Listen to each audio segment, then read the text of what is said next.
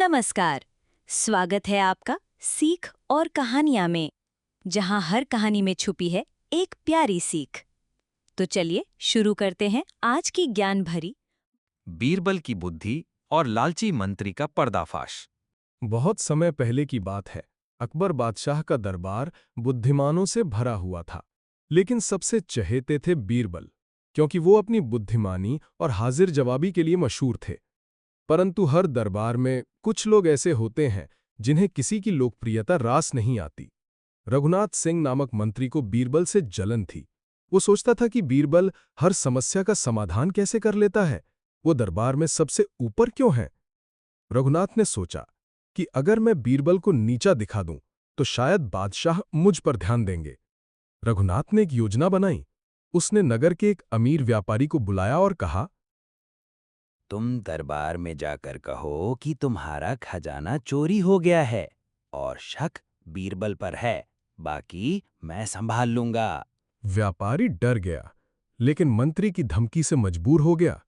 अगले दिन दरबार में व्यापारी आया और रोते हुए कहा, महाराज, मेरा कीमती खजाना चोरी हो गया है और मुझे शक है बीरबल जी पर। दरबार में सन्नाटा छा गया। अकबर ने पूछा, क्या सबूत है तुम्हारे पास? व्यापारी बोला, चोरी की रात मैंने बीरबल जी को मेरे घर के पास देखा था।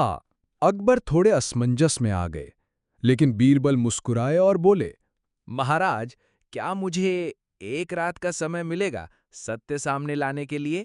बीरबल ने गुप्त रूप से एक गुप्तचर को भेजा और व्यापारी की जासूसी करवाई। उसने पाया कि चोरी वाला खजाना मंत्री रघुनाथ सिंह के घर में छुपा हुआ है। बीरबल ने एक योजना बनाई। उन्होंने एक खास तोते को ट्रेन किया जो केवल सच पर बोलेगा। अगले दिन बीरबल दरबार में एक पिंजरे में तोता लाए। उन्होंने कहा, महाराज, ये तोता सच और झूठ में फर्क कर सकता है।